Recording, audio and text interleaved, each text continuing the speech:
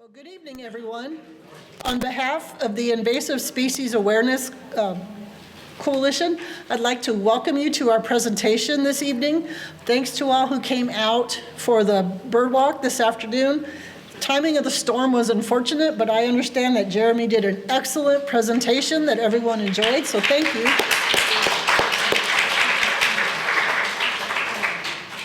Okay, so a couple of things before we get into Allen's presentation this evening. I'd like to thank our sponsors. ISAC is one, Purdue University, the Soil and Water Conservation District in Dubois County, and our host, Vincennes University. We thank all of our sponsors this evening who made this possible. So before we begin the presentation, just a couple of housekeeping things. If you have not found it already, the restrooms, if you go out the door to the right, the restrooms are halfway up the hall on the left side. So if anyone needs to use the restroom, that's where they're located.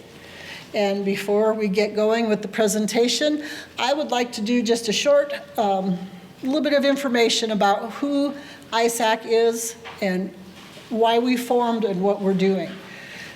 So the Invasive Species Awareness Coalition, or ISAC, which is a lot easier to say, is a partnership that's known as a Cooperative Invasive Species Management Area, or CISMA, which is also easier to say.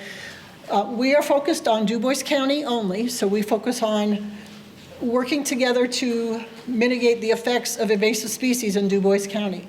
So our members are landowners, people who just enjoy nature, public land managers, and also natural resource professionals.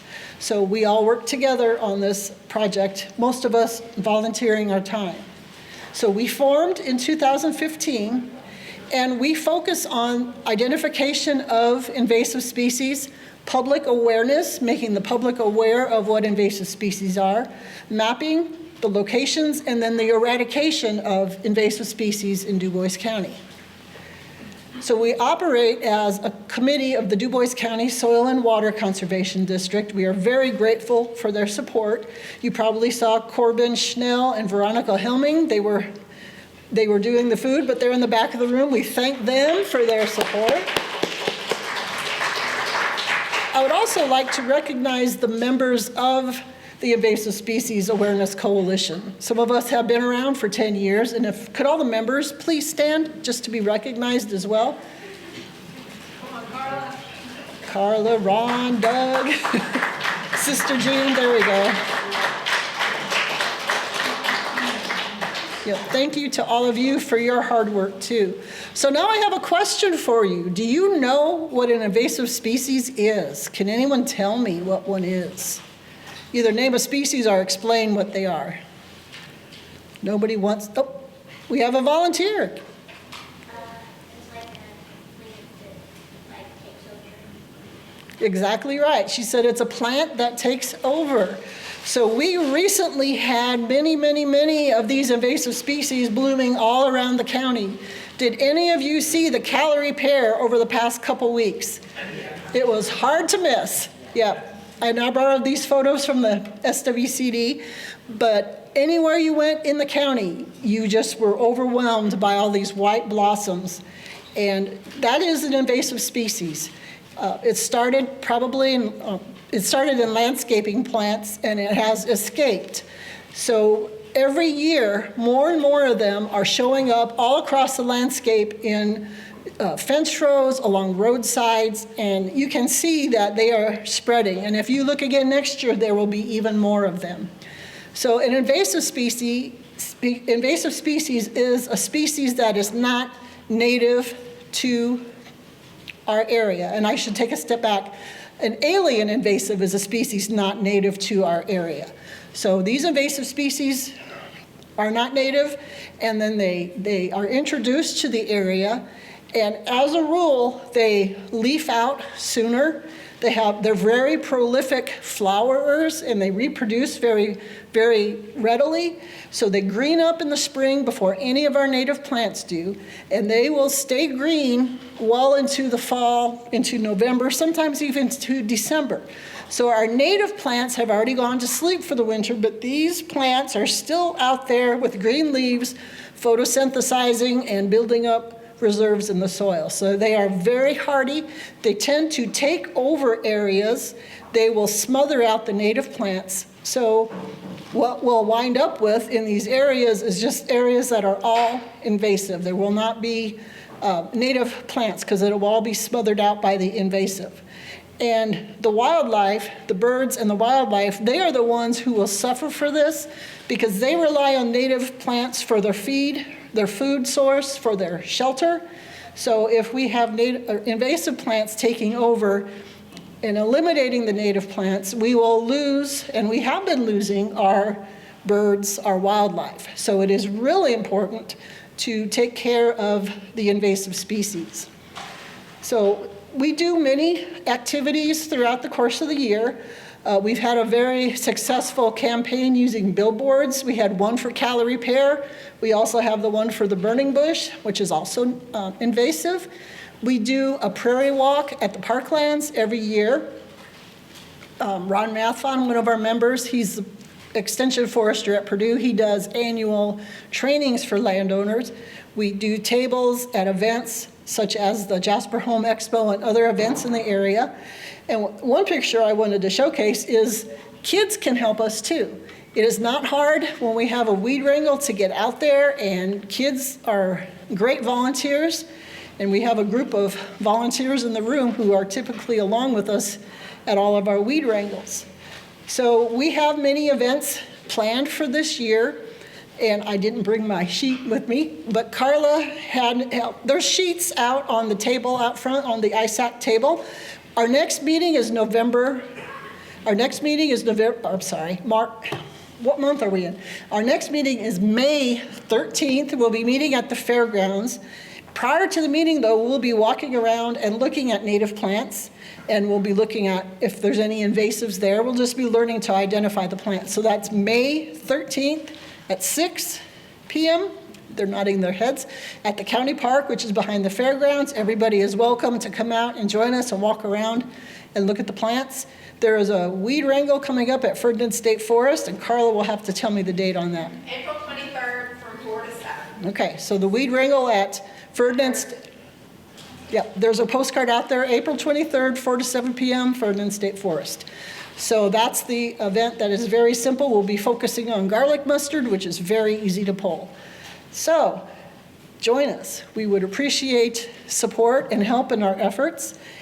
And we need volunteers. As I said, even kids can do it, so it's not hard to do, but we need volunteers to learn how to identify the plants, to join us in removing them from the landscape.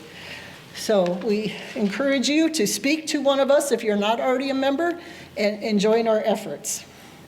And I wanted to share this handsome young man. He and his sisters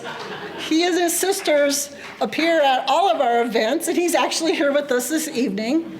And he would probably, he's looking pretty embarrassed now. He would probably tell you though that it's fun to get out there in the woods and do good for nature. So we'll all be like Oliver and be good volunteers and help save nature.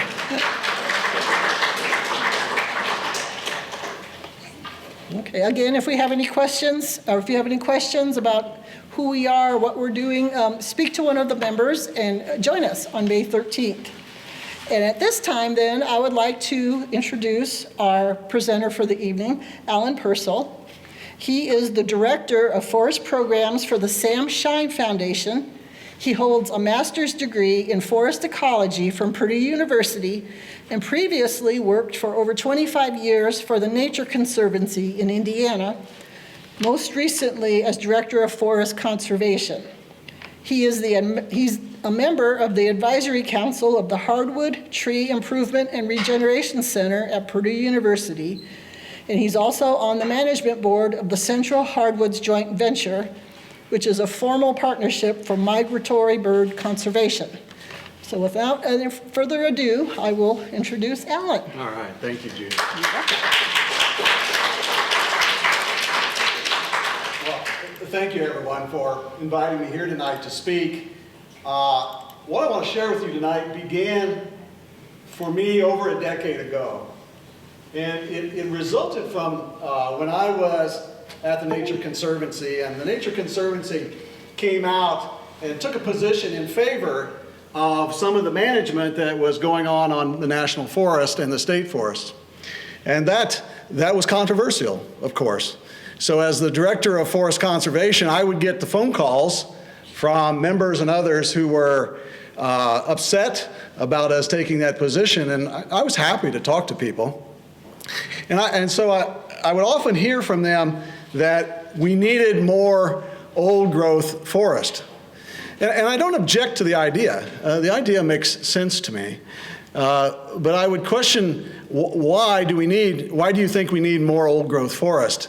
Does everything need to be old-growth, or should just some of it be old-growth? And I would often be told that it was because the animals needed it. And so I would ask the question, what animals need it? And so I would get all kinds of answers of these animals that needed old growth. And I never heard one that I thought needed old growth. They all lived out there in the woods. And if they needed old growth, then why were they still out there in the woods? But at the heart of this, I wanted to know the answer. If there was an animal that needed old growth in Indiana, I wanted to know what it was. I wanted to learn what that animal was, and should we be doing something with it. And so I thought about this over many years and wrestled around in my head what this might be, and have come to the conclusion that there actually is an old growth animal out there. And that animal needs old growth, and we ought to be thinking about this. It took me a while to come around to this, and I hope to convince you tonight that it is out there and that there is something we can do. But in order to set the context for this, the story needs to go way back. And so I want to start thousands of years ago and think about what the forest looks like now, but how it looked like then. In other words, what lived in these forests at that time. And here's what we know. We know that there were some really large animals that lived in our forests. In Dubois County, there were massive animals that lived on the landscape. They were mastodons, for example. We also had giant ground sloth. And these animals were of unimaginable size to us today. And so you can only think that they had themselves, based on the numbers we think there were, they were having great impacts on the forest and on the landscape. And although they're gone, we still see echoes of their impact on the land. And I'm going to give you just one example of this, but I think there are more examples of this. And so I want to ask you, why does the honey locust need this? What is this tree protecting itself from? That it needs thorns that are greater than 6 inches long. I know of no animal that would hurt this tree that would be rebuffed by these. So these are probably echoes of the Ice Age and of the animals that we had here at that time. And there are other examples of this out there as well. In addition to these things that have gone extinct, we know that there are a few things that disappeared, but were here when the Europeans arrived. And so we have records of those, and I want to talk about some of those animals. So one of these is, believe it or not, this is the earliest known drawing of a bison. It doesn't look a lot like a bison, but on the other hand, it does. It's got the curly fur, it's got the hump on its back, it's large in size, and this was a drawing, as you see here, from 1683. It's the earliest known picture of a bison, and known as the beef of New France, essentially, is how that gets translated. So this was sent back to Europe to describe what they were seeing here. And so there were lots of these images that were going back to Europe to describe what was here. A later picture came out in 1722, and this one's quite good, actually. And this is The Buffalo by Mark Catesby, who was a well-known early naturalist in the Carolinas. Some of you may have heard of Catesby's trillium.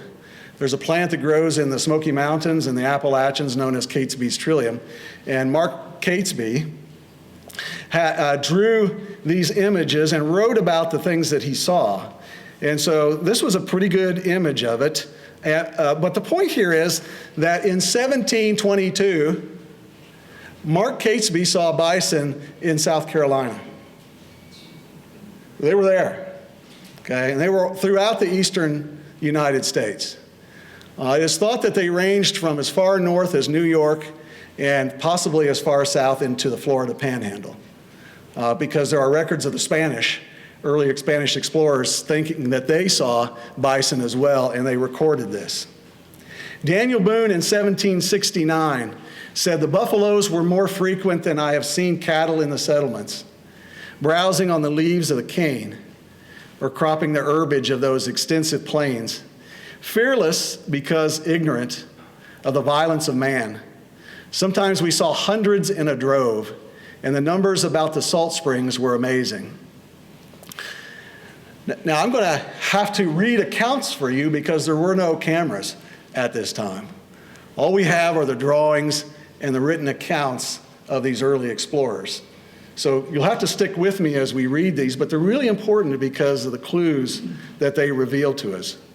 But there are a few things in here that Daniel Boone recorded that are significant. One is he records the cane.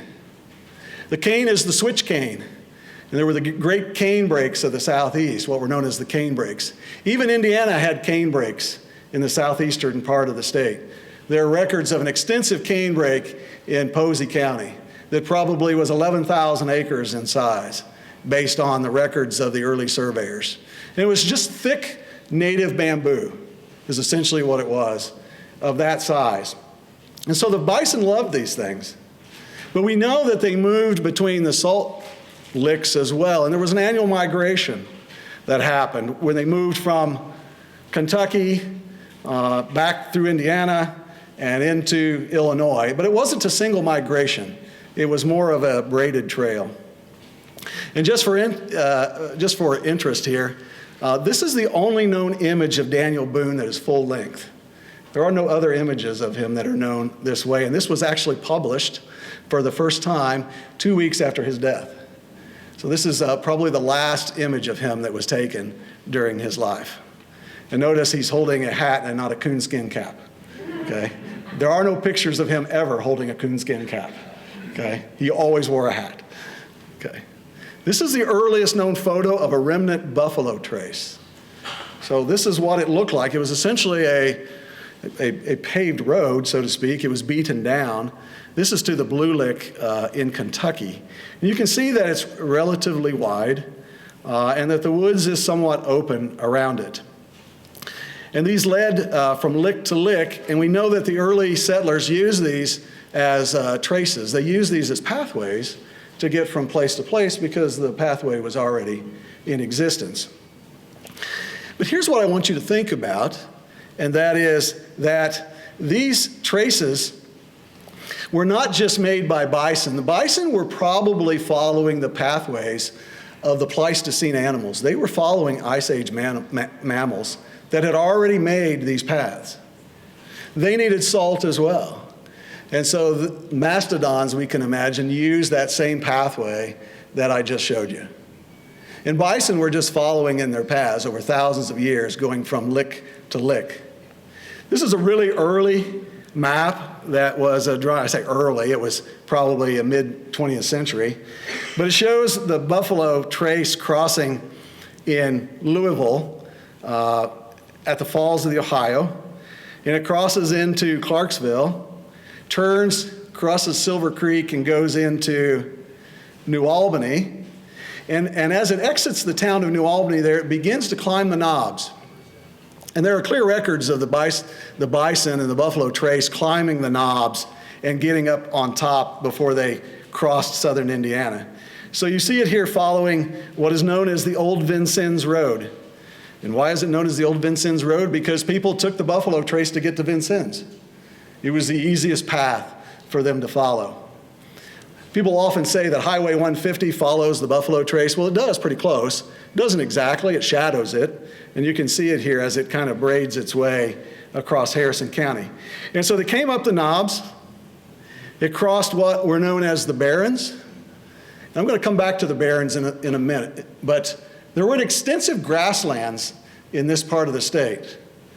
So Harrison County, both south of Corydon, if you're familiar with Corydon, south of Corydon, north of Corydon, into Washington County towards Salem, and then turning and going over to the Lost River area in Orange County, there were these extensive grasslands that the original land surveyors recorded as barrens or brushy barrens. And they were true grasslands. And the bison would use these, and they would cross this, and then they would get into the upland forest as they got into the Crawford upland. And they made their way eventually through Jasper on their way further to Vincennes. This is a map that I found in a paper that was, it was actually a history paper about the importance of the salt industry on the frontier. But it shows a map of these different licks, because it was at the licks that the early pioneers and the settlers gathered salt. Prior to the discovery of these licks and the salt industry, people on this side of the Appalachian Mountains were completely dependent on salt coming from the Atlantic Ocean. So the discovery of these licks and the development of a salt industry in some ways freed up the expansion of Americans into the Northwest Territory, because now they had a resource that was not nearly so expensive. And so these licks were really, really important at that time. And so I want you to see a few things on here. If you pick out toward the left there, you see the bottom of Indiana, and you'll see the falls of the Ohio there, and you see the Buffalo Trace, which I just showed you, going over toward the Wabash. But there's a lick right underneath the Buffalo Trace known as Man's Lick. Today in Louisville, there is a somewhat major thoroughfare that is known as Man Slick Road, M-A-N Slick, okay? But it was really the road to Man's Lick. And that still exists to this day, although people have forgotten that, and that exists. There is also north of Corydon, a little town along 135 known as the Central Barren. And I asked people, I live in Harrison County, so I asked people, why is Central Barren called that? And the memory of it is gone. People don't know why Central Barren is called that, but it was in the center of the barren. The biggest piece of barren, they formed a village in the middle of it and called it Central Barren. And it's known as that even to today. And you'll see many of examples of this as if you look around and see things. So Illinois there, just outside of Posey County, there is Saline County. Why is it called that? Because there was so much salt. Shawneetown had a tremendous salt works down in that area. So these salt works were really important, but prior to that, it was really important for these animals. The description here by George Crone said, "We went to the Great Lick," which is probably the lower Blue Lick. "In our way, we passed through a fine timbered clear wood, which came into a large road which the buffaloes have beaten, spacious enough for 2 wagons to go abreast, and leading straight to the lick." So these were not small pathways on the landscape. These were essentially highways at this time. So these were really, really important. Sorry, wrong direction. Now, the barrens itself is sort of a mystery. And that is, why, in what is otherwise forest, was there an extensive grassland? We think of the grasslands in Illinois and the great prairies, and we know that that prairie came over into Indiana because of the early records, but there was a kind of unique grassland that existed in Harrison and Washington County known as the barrens. And this barren extended south across the Ohio River into Kentucky. And there are places in Kentucky where this is remembered also by geographic name. And so you'll find in Kentucky Barren County, and the Barren River, and the Little Barren River. And this is what some people call today the Pennyroyal, or the Pennyroyal Plateau. But it was an extensive grassland that had scattered oak trees on it of different densities. It was sometimes described as brushy barrens. And land surveyors would even say that they found hazel thickets in these areas.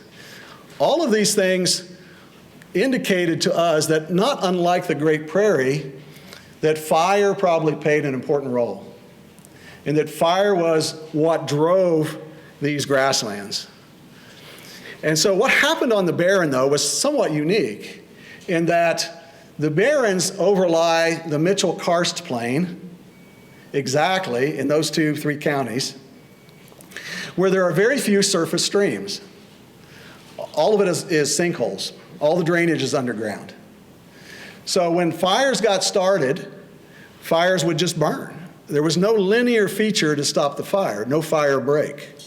So they just burned, and so they burned frequently.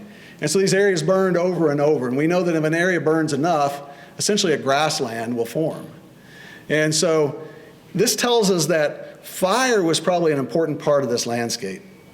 So Francois Michaud, who was an early explorer and botanist, said that Indians fired their hunting grounds annually, as their forebears had done. And by 1805, farmers demanded that Indians cease torching the grass and cane, as it was igniting their farmlands. Indians in turn protested this intrusion on their way of life. One Algonquin argued that if they could not fire the grass to make pastures for deer, elk, and buffalo, they could not live. Indians were managing the barren for wildlife and for food. Fire was a tool to them that they used to manage their landscape. Fire happened here for thousands of years, and the fire was not started by lightning. It may have rarely, but normally was not. It was ignited by Native Americans. And the fire was not like the fire you see in California or on TV. These were not catastrophic fires. These were smaller fires that burned across the landscape. There is an account by an early settler who watched Native Americans using fire as a hunting technique. So they would light a fire. Several hunters would get into a ring, and they would light a fire that might be a mile across. They would just light a circle. And as that fire burned toward the center, the deer and the elk that were in there would compress as the fire closed in on them, and they would get tighter and tighter until finally they realized they had to break free. And when they broke free, the Native Americans were waiting on them. And then they would kill the deer and the elk that came out of that fire. And this account, early account by this hunter, long hunter, which I'm describing to you, said that they never failed to kill 10 to a dozen deer using this method. Well, my point here is that the Indians didn't go back and put out the fire. Okay. Where it went, okay? So it would continue to burn on the landscape. But it was something that they were using, and they were using it to their advantage. That did not work. Here we go. So here's an example of a fire. This is in Orange County. This was on actually one of the Sam Shine Foundation properties. It's a white oak, black oak woods, and we're reintroducing fire to it. What I want you to see here is that this is not an awful conflagration. Okay, these flame lengths aren't real high. Those in the background there on the far center of the picture, those may be 4 or 5 feet high, but that's pretty tall for the fires that probably burned in this area. Now, as the fires went through here, they scorched the land. So these places turned black. Okay? There's nothing to say other than they consumed almost everything that was in the leaf litter. Okay, so they burned across, and they burned in the fall, and they usually burned in the spring when conditions were right. Now in the center of the picture here is a white oak tree. White oaks and oaks in general are quite resistant to fire. Okay, they're just built to withstand fire. In fact, one might make the argument that they not only survive fire, but they thrive in fire. That fire is something that oak trees actually need to create the next generation of young oak trees. And so this site here, while black, would green up very nicely. And it would green up quickly. And it would green up quickly for a couple of reasons. One is that as the sun started to shine in the spring and the days got warm, that black would absorb solar energy. And so it would heat up the soil beneath it. And the plants that were in the soil beneath it would respond to that, and they would come up first, and they would come up bright green. And the ash from this was full of nutrients, and it would fertilize those plants.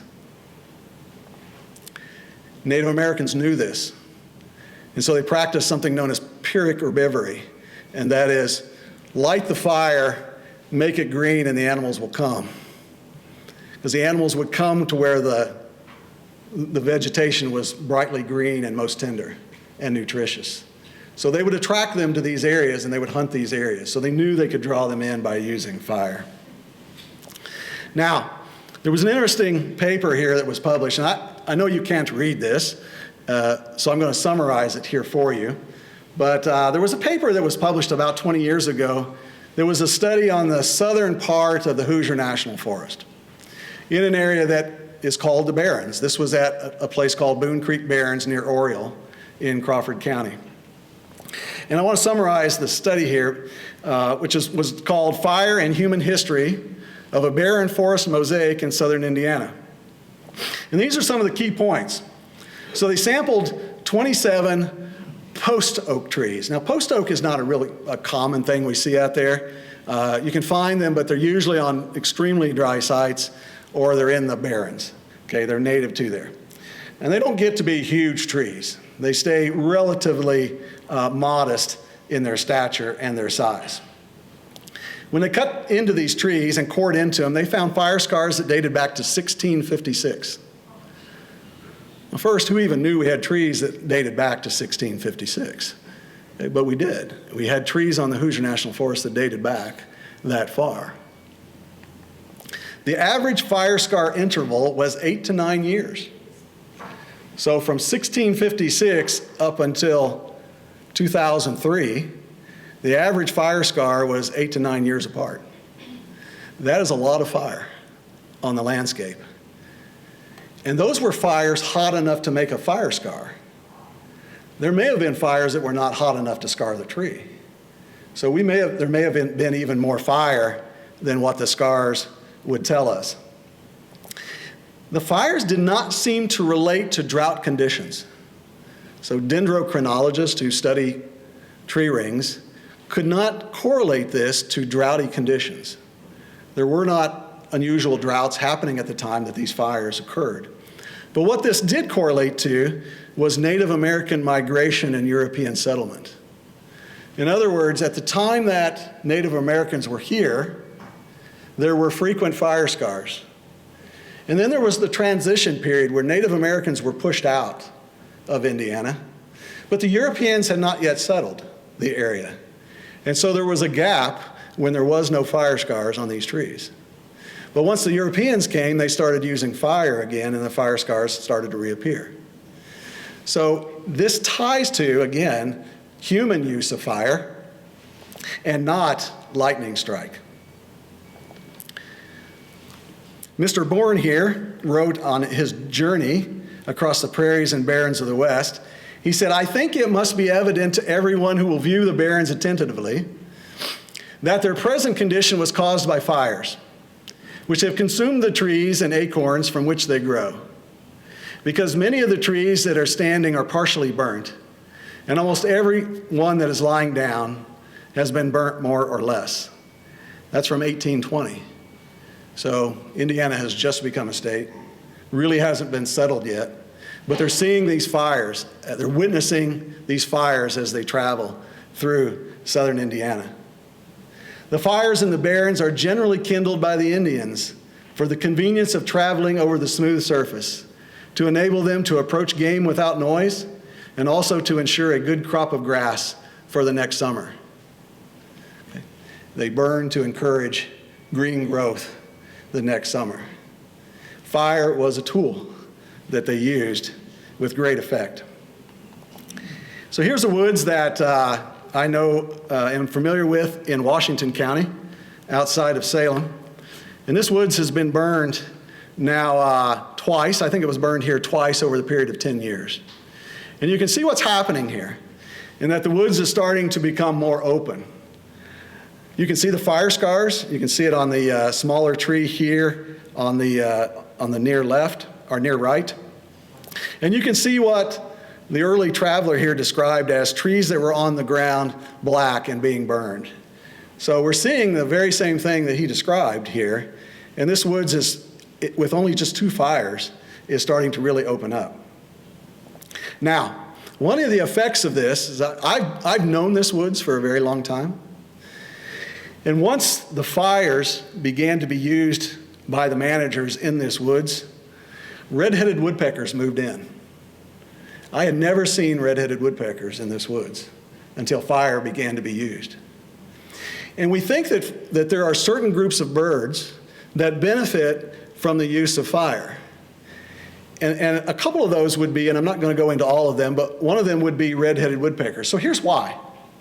So red-headed woodpeckers, among all woodpeckers, behave less like woodpeckers sometimes than they do like flycatchers. And so they will sit out on the ends of branches, and they will watch. And they'll watch for insects flying through the forest. And then they'll jump off and they'll seize those insects. So beetles, moths, so on. And that is how they collect a lot of their food. When the woods becomes more open, they have a longer line of sight, which means better foraging conditions. And so they're attracted to this kind of open forest. Another bird that's attracted to this are whippoorwills. So whippoorwills, being actually a rather large bird, so to speak, their wingspan will be something like this. Whippoorwills are aerial foragers, and that is they catch bugs while they're on the wing. If the forest is too dense, they don't have maneuver space. And so they don't have enough movement, enough space to move as they forage.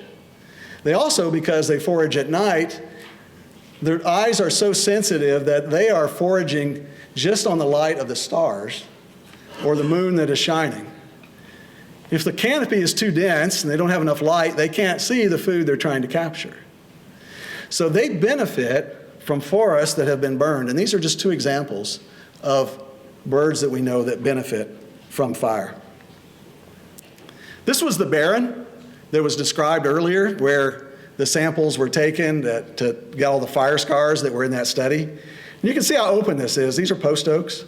But I want you to notice here is the grassy understory here in this forest. Very grassy. And you can see the bright sunlight striking the forest floor here. Bison are not browsers. And let me say what that means. And that is that bison are grazers and not browsers. Browsers forage on twigs and woody materials. So deer are browsers. They're out picking off the ends of twigs and seedlings, and that's what they're eating. They're eating the twigs and they're eating the leaves on those twigs. Bison are not that. Bison are grazers, and that is they are foraging on grass, and they're foraging on what's on the forest floor.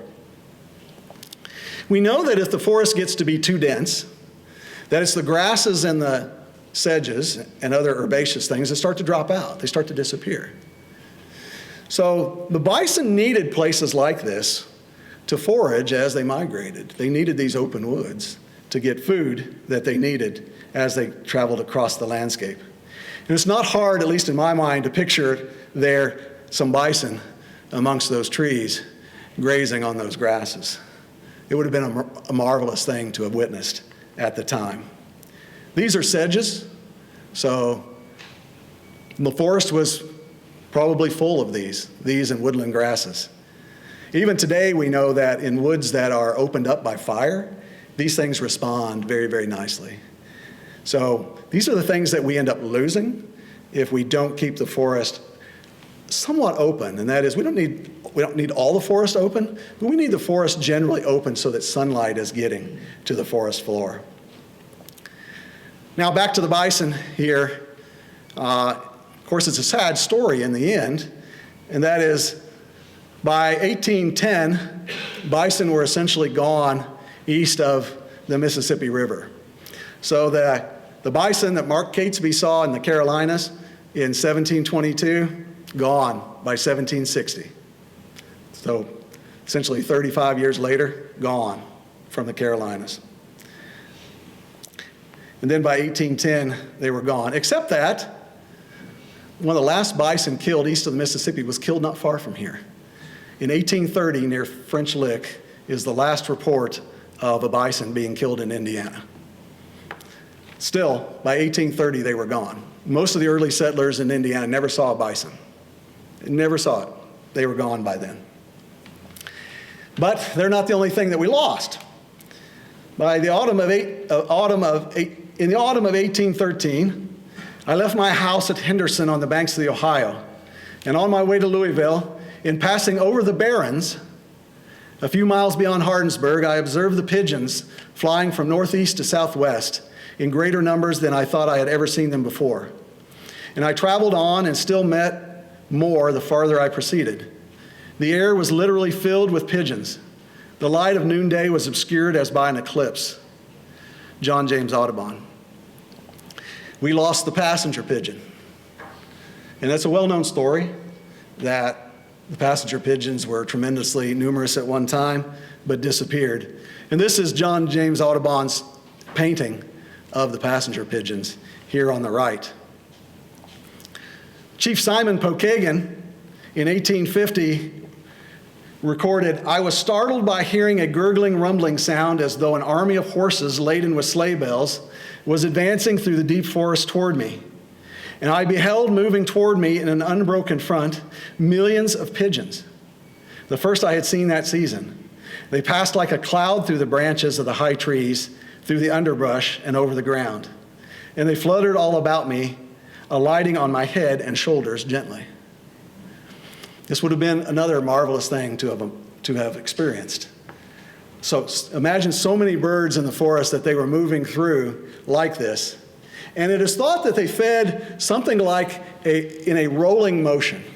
And that is, when they landed in the forest, the pigeons that were in front would feed on the beech nuts and the acorns, and as they foraged, those in the back would leapfrog them.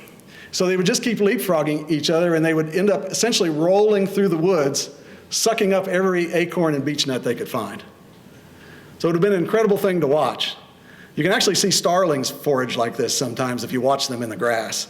They'll do a similar type of behavior. So what did Audubon see? Did he see something like this?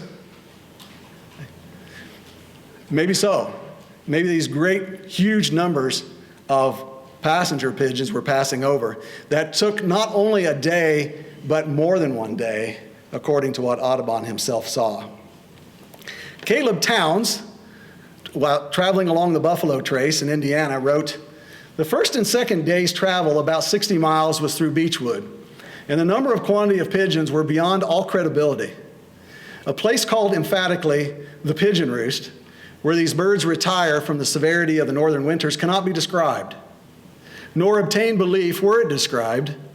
At least 50 acres of woods in one area, totally stripped of their limbs, many of the trees of a foot in diameter actually broken down to the ground by the numbers and weight of the pigeons." That's a lot of birds to cause trees to snap off that are a foot in diameter. Near Scottsburg, there is a place called the Pigeon Roost, okay, state memorial. If you've ever stopped there, it's a kind of a remote little spot, but there's the Pigeon Roost State Memorial, and I encourage you to stop there sometimes because not only does it commemorate the pigeon roost, but it is a state memorial because there was a massacre that happened there. The Native Americans massacred a group of early settlers, and they were all buried there in a mass grave. But the pigeon roost is what it is known as. So in Scott County, we know of at least one pigeon roost.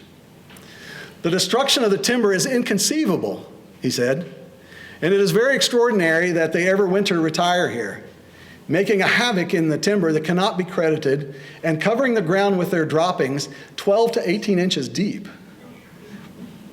I'm assuming he didn't walk through this, that he skirted this area, but I'm sure he did not escape the odor that was emanating from this place.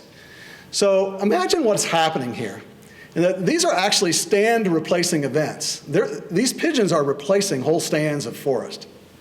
And that is, if they're not breaking down the branches and they're not breaking down the trees, the sheer amount of ammonia being put onto the ground would kill anything that's there. So they were killing out whole stands of trees that would then be replaced at some point in time. So disturbance was happening all the time in the forest. So if it were not pigeons, it was fire, it may have been other things, but disturbance was happening and was common in the forest. Curiously, he wrote this in his same journal.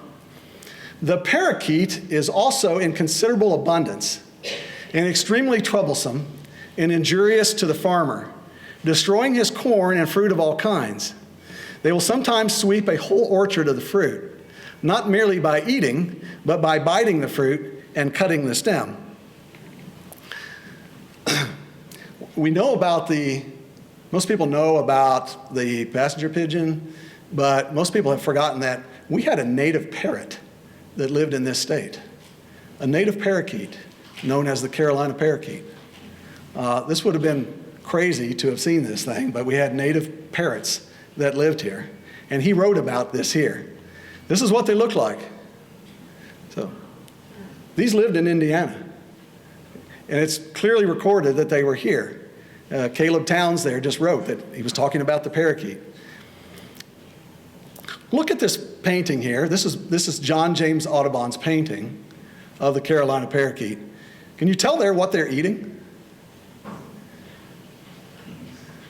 Audubon often painted their food source, or he would paint something into the painting. He always included a plant if he could. You might have an idea what that is? Those are cockleburs. They loved eating cockleburs, of all things. This is what they liked. Now, this is incredible to think that this was one of their preferred food sources. The parrot does not satisfy himself with cockleburs, but eats or destroys almost every kind of fruit indiscriminately, and on this account is always an unwelcome visitor to the planter, the farmer, or the gardener. They visit the mulberries, the pecan nuts, grapes, and even the seeds of the dogwood before they are ripe, and on all commit similar depredations. The maize alone never attracts their notice. So, I don't know, they didn't like corn, I guess, for some reason. But they fed on all these other things. John James Audubon, in his account of the Carolina parakeet. The picture you see here on the bottom right is a subspecies of the Carolina parakeet. This is an image of what was known as the Louisiana parakeet. And there are no existing specimens of the Louisiana parakeet still in existence. And this is the only known painting that was ever done. If it were not for this image, we would not know what the Louisiana parakeet looked like. Audubon painted this. That parakeet is eating pecans off of a tree. If you can crack a pecan with your beak, you've got a pretty good beak if you can do that. But this is what they did.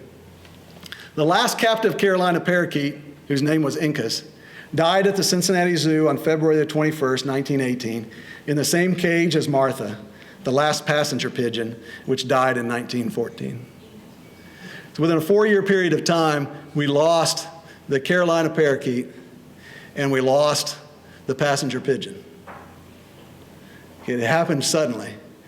No one imagined that with the vast number of passenger pigeons that filled the sky that they could ever be lost. And yet they were. They disappeared and we'll not have them again. So a question for me here that we're coming down to is, what really were the old growth forest animals? Were they bison, elk, the two birds I just mentioned, the passenger pigeon and Carolina parakeet, timber wolf, mountain lion? Well, think of the last two here. Okay, there are reports of timber wolves on the outskirts of Minneapolis, Minnesota, coming into the suburbs. Okay? No one would call that old growth forest. Mountain lions get into the foothills of Los Angeles and are seen regularly by hikers. Okay? They don't need old growth forests. Okay? Apparently the passenger pigeon didn't need old growth forest. I mean, they were destroying forests by their activity. And the Carolina parakeet liked cockleburs and other sorts of things. Bison are they were a woods animal here, but they were also a plains animal. They liked grass. They were grass foragers. So I can't find one on this list that is convincing that any of these were ever an old-growth animal. And yet, I've come to the conclusion that there was one. And so, to figure this out, I think we have to ask ourselves two questions. And that was, if there was ever an old-growth animal, okay, what did it need to begin with? And if it were still alive, where would it be hiding? It would have had to have, in some way, found an alternative habitat of some sort that was not old growth. And what is that? And I've come to the conclusion that there is an old growth animal, and it's been hiding beneath our eyes for a very, very long time. And when I show it to you, you may even be somewhat disappointed. But it's not an insect. It is a vertebrate. It is a warm-blooded animal. And I believe it was the chimney swift. I'm going to make my case here, okay? That this is an old-growth animal. But they're in the city. Yes, they're in the city. The alternative habitat. Okay? The habitat they had, the old growth, had to have been lost, which it has been, right? We don't have but slivers of old growth in Indiana. So if an old growth animal survived, it had to find an alternate habitat. And somehow among all animals, this one seemed to take to houses, okay, and old school buildings with big chimneys from coal-fired boilers and industrial areas. This is the earliest known illustration of the chimney swift, again by our early naturalist, Mark Catesby, in 1748. So he's drawing what he sees, this strange bird nesting in a chimney. But the earliest reports of chimney swifts using chimneys are as early as 1631 in the colonies. So imagine this, that the colonies are just getting settled, and already chimney swifts are starting to use chimneys in early cabins and early homes in Massachusetts and along the coast. By 1761, an early naturalist begins to wonder regarding these birds.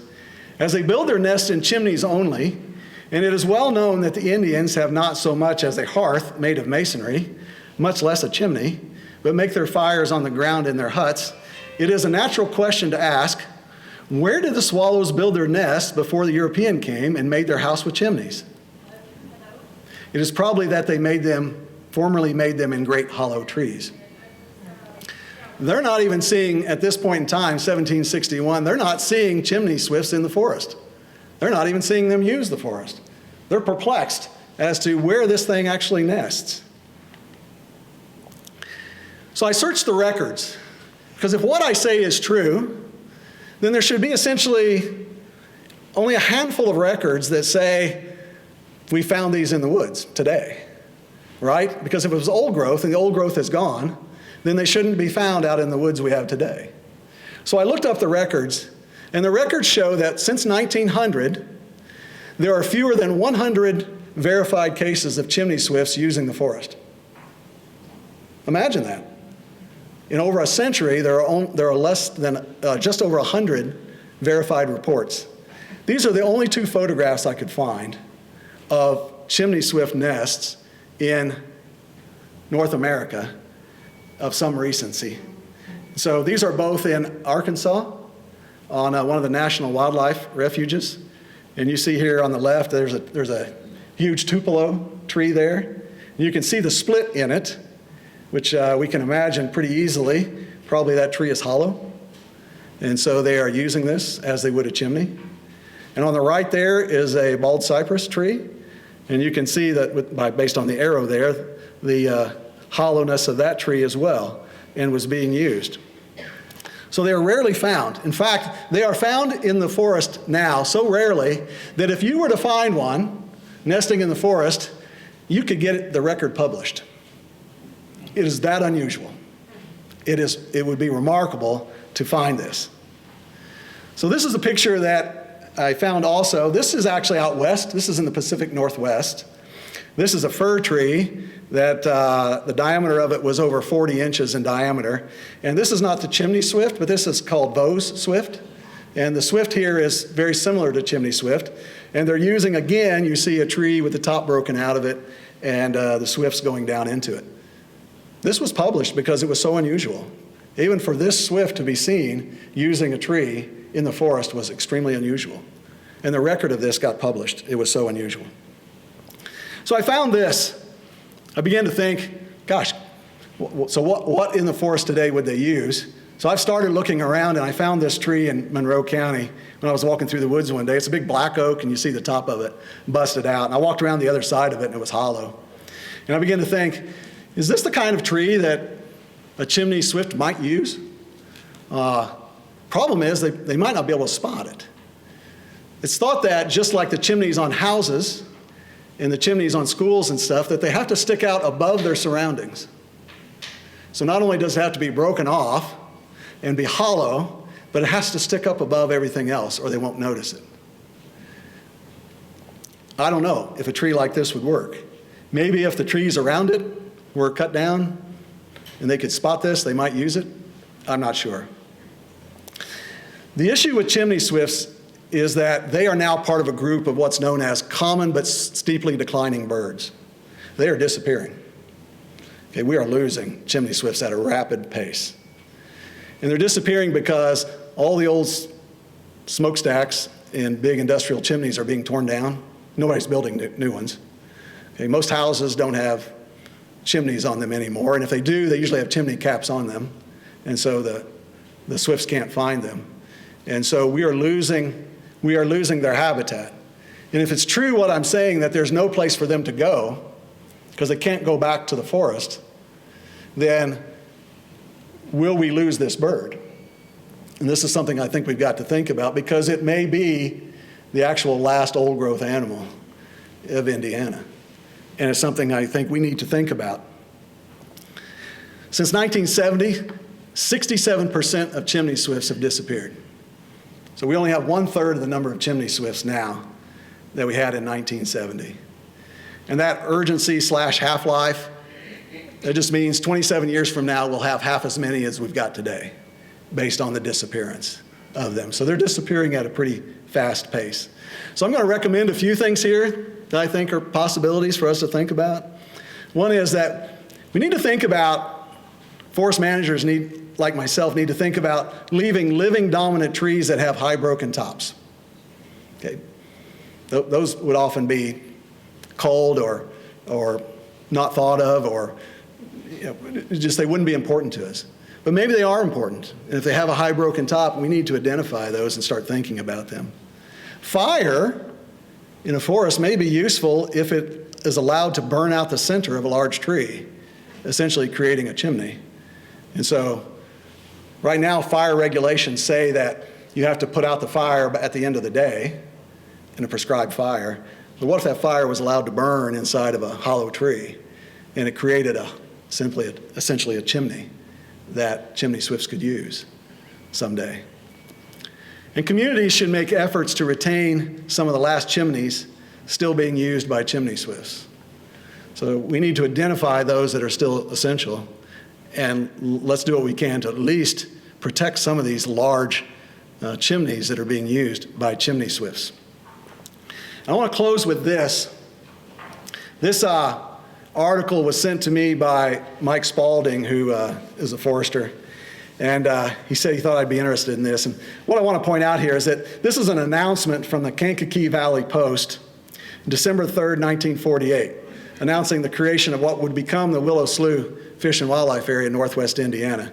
So it talks about this huge amount of property that was purchased, 3,757 acres. And it was purchased to protect, essentially create a marshland for waterfowl as they migrated. But what's interesting here, I think, is over on the far right, I want to read this to you, and it says, the Conservation Department also plans to plant vegetation which will provide food and cover for waterfowl, while habitat for upland game, including prairie chickens, will be created on dry areas. Incidentally, prairie chickens are making their last stand in Indiana at the state's refuge for these birds, just north of Willow Slough and in other northwestern Hoosier counties. And the last prairie chicken was seen in northern Indiana in about early 1982. So they disappeared. And the question that I want to ask here is that, knowing that the prairie chicken disappeared, did they do too little too late to save the prairie chicken? And if they did, should we ask ourselves this same question about birds like the chimney swift?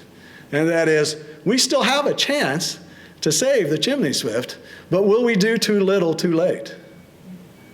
Will we do too little too late in managing our forests to save the red-headed woodpecker? Will we use too little fire to save the eastern whippoorwill?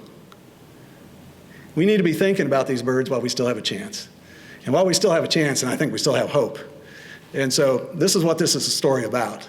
And while it's a story of loss, it's still a story of hope. And I hope that we'll take the appropriate actions before it's too late. So thank you all very much for your attention.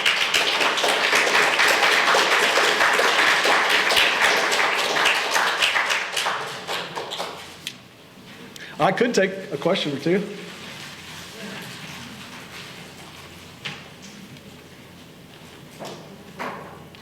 had hunting for the passenger pigeon too, didn't they? A lot of hunters were shooting them because there were so many of them. Yeah, it was unregulated hunting, so there were no seasons on them. They could shoot as many as they wanted anytime they wanted. Yeah. And they did. Yeah. Yeah. Audubon described a trap, that they would set traps and draw them into the fields to eat grain. And then they would have these big traps that would come over and basically get them under nets. And he said they would catch, he saw a farmer catch 500 dozen one day. That's 6,000 birds they caught. And he saw in Massachusetts schooners loaded with passenger pigeons. So many of them were being marketed. So at that scale, yeah, it didn't take long to even rid ourselves of the passenger pigeon. Yeah, Wayne. Can you tell your little anecdote about the guy from the Terre Haute area that wanted to implement fire? He's here. Marty, tell a story about using fire.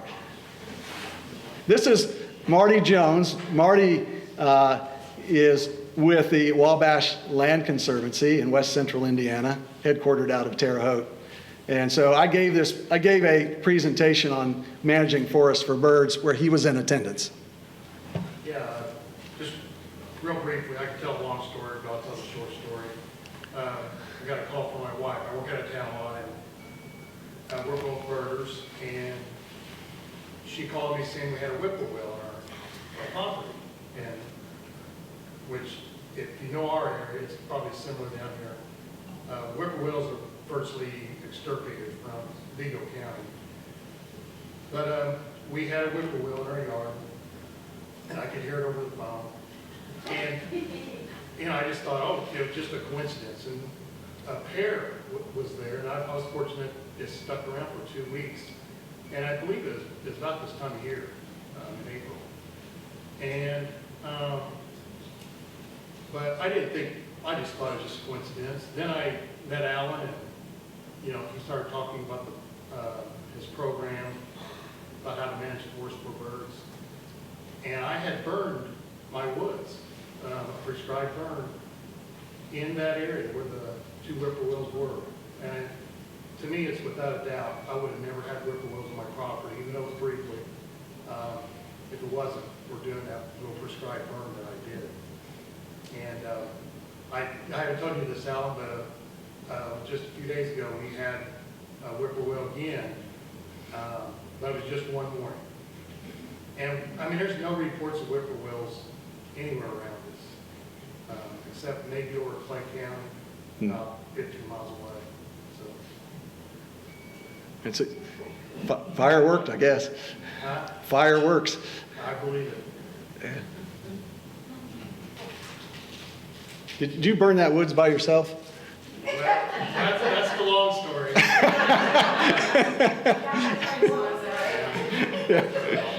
This is the part we don't recommend. We don't recommend you burn your woods by yourself. Yeah.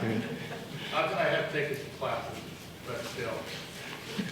Others was right around when I did that. Yeah. Was it a little bit scary? Yeah, it is. At times it can be. Yeah. You definitely got to know what you're doing. Yeah. Yeah, you do. Weather, humidity, it's got to be right. Yeah. Thanks for sharing that, Marty. You're welcome. Yeah. Alan. Yes, sir.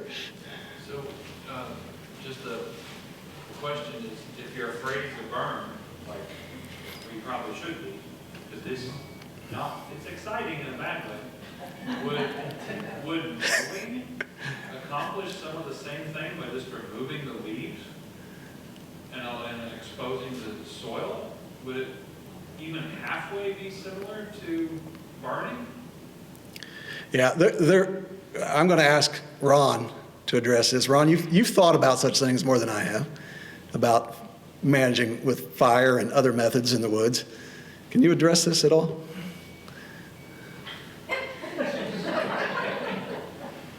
Well, I don't think it's the fact that the leaf litter is covering the soil that's the issue. It's the dense undergrowth that's the issue, right? Yeah. So taking out that dense undergrowth, maybe through mechanical means, could be beneficial. Yeah. Yeah, it may be that the trees, thank you for that, because I think you're pointing to where I want to go with this, and that is, there really is no substitute for fire. You can do what you like, but there is no substitute for it. It will do things in the forest that nothing else does. But you may have gotten to the place where the forest is dense enough that the fire is not going to get hot enough to kill a lot of these 4-inch, 6-inch size trees, and therefore they may need to be killed with a chainsaw, herbicide, things like that, just to kind of get them knocked down. But, I mean, I'm a believer in fire, and you said it right when you started this question, and that was, you should be afraid of fire. We should all be afraid of fire, but we should all be afraid of automobiles too.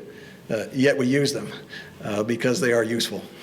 Now, I might add, the whippoorwill showed up just 2 weeks after I burned it for the first time.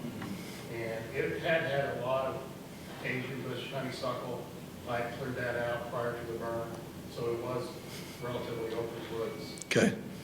This story gets even better. You cleared out the bush honeysuckle. Yeah. It's good.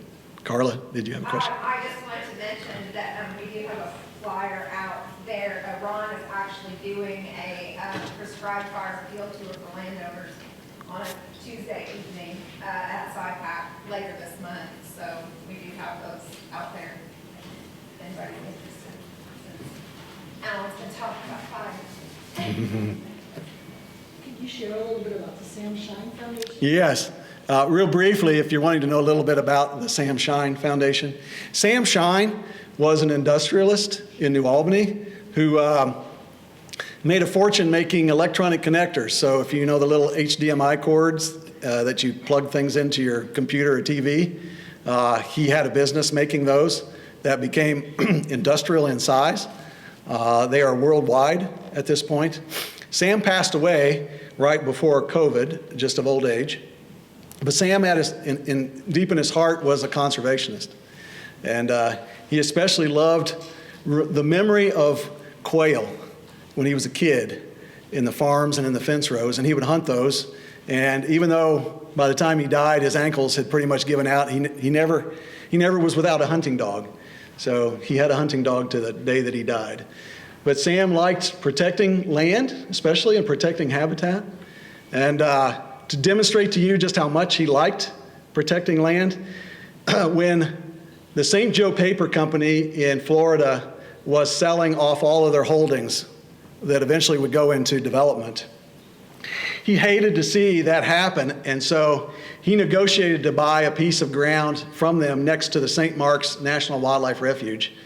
And he paid $17 million for a 10,000 acre piece of ground. So this is how much Sam was committed to conservation. And when Sam passed away, he set up a foundation such that his work could continue. And I knew Sam for about 20 years before he passed, and I would go out in the woods with him some, and he would call me and ask me questions. And so once he passed away and they needed someone to help carry on the foundation, I was asked to come on and to help direct the conservation of forest portion of that work. And I'm honored to be part of that foundation and a part of his legacy. All right, thank you all very, very much. Okay. Thanks for the reminder there to talk about Sam.